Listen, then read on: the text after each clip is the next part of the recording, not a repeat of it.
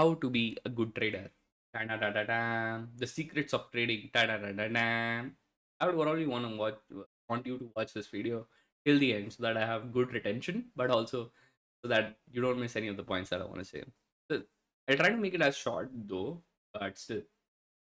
So for most people, trading is a be and all, right? Like it's like, okay, I'm gonna buy this call or this put, and then it's gonna result to me, and I'm gonna make a lot of money, or I'm gonna sell this put, sell this call, and then I'm gonna get some income out of it, and I'm gonna keep doing this for a very long time, keep making money. Oh my god, yeah.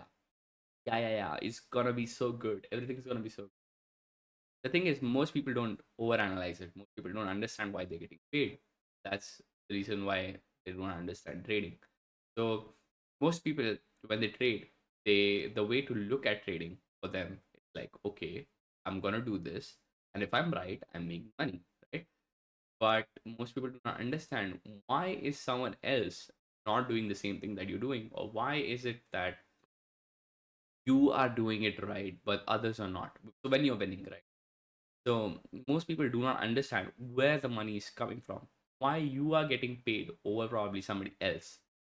And if it is so easy that everybody can just click five buttons on on their website on their phone and make money, why is it that everybody is not making it and everybody's actually losing? To be very honest, 99% lose money over the long period of time. And why does that happen? I just don't get it why people don't even ask this question. And I'll answer it. Why do 1% people make money? Because they're smart as fuck. That's just the harsh reality. The way you want to be smart is you want to understand that the rest of the people get screwed because they don't know what they're doing, because you know what you're doing. What I mean by this is, let's look at it from this point. I personally do not believe that um, trading is some rocket science. It's more about risk management and all that stuff, right? It's more about if there is an opportunity, right? Most people would gamble off their money before they are able to make something big. Okay? So that's why I get paid. I get paid because I systematic, and uh I have even if I have a 50-50 probability, I probably would make more money when I'm making and less money when I'm lose less money when I'm making. And wherever have a higher probability, I'll probably lose more and make less, but I'll be okay with it because I have higher probability, right? And the game for the most profitable traders is more about you know thinking about that long term story. So thinking about what happens not today but 1 year, 2 years. Because we overestimate what happens in a day and we underestimate what happens probably a year, 2 years, etc. etc.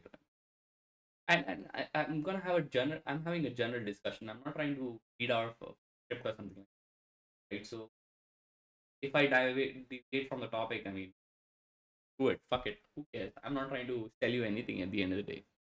But look at it from this point. You need to ask yourself why you are getting paid in what you're doing, and if this is one thing that you can do forever, or not maybe forever, but at least for a few years, and still get paid.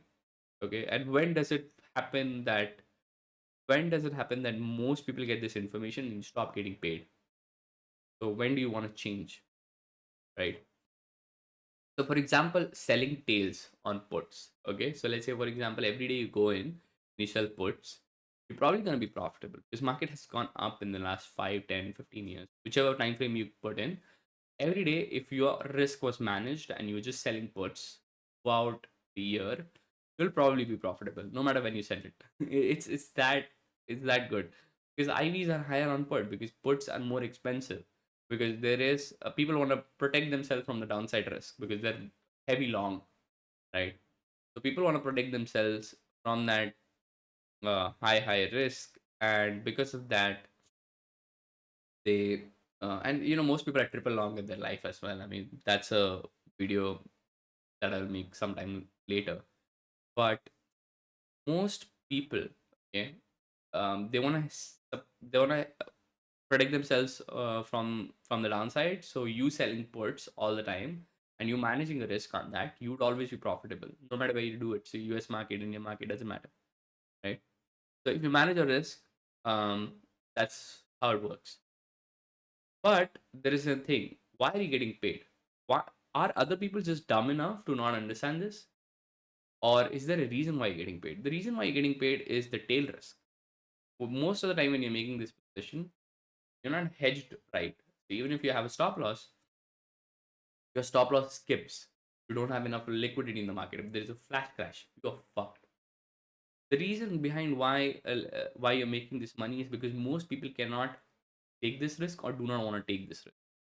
So you are putting up a chance that this never happens to you, or whenever this happens to you, you're already secured enough, or you have not compounded enough in a certain way that you lose all the money that you have, right? So your tail risk is the max amount of money that you can lose. So how do I explain tail risk? You should probably ask ChatGPT.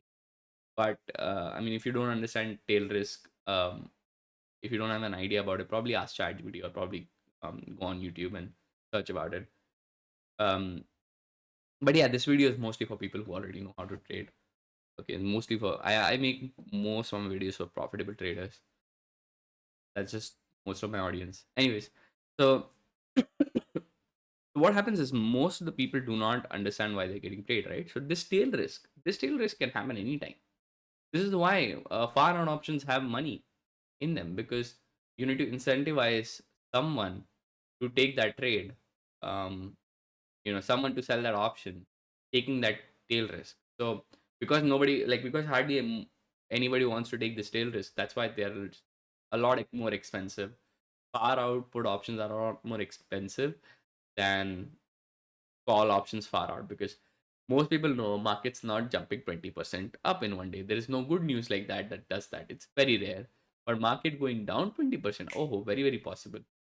One president death or one prime minister death can probably cause it. It's very normal. But nobody's gonna be like, it's hardly gonna ever happen that you will see, like, most of the world is always quite positive, right? So having a huge upside without being leveraged is it's pretty rare case, because most of the world is always positive. Okay, so most of the world is always positive, so there's more of a down risk than upper risk in life. But anyways, yeah. So once you start understanding why you're getting paid is when you understand. Okay, so whatever I'm doing is it's like because other people don't want to do this. That's why I'm getting paid. What you want to do this after this, like once you understand why you're getting paid, what you want to do is think about risk from a perspective on how much risk am I actually ready to take. Not Do not do this. Or a lot of people, what they do is they look at things as, okay, I have 1 lakh rupees and I'm going to take 1 lakh rupees worth of risk.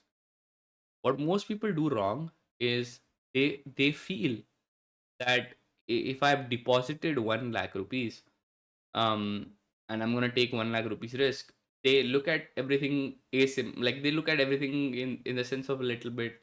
कैसे बताऊं मैं? Like they'll take all the 1 lakh rupees risk in one day, or like they'll do arbitrary, some days 10,000, some days 2,000, and they'll skew their probability. So in certain days when they'll do good, they might not win much, but if certain days they'll lose a lot, right? So these Q probabilities, they generally don't work. You don't want to do that.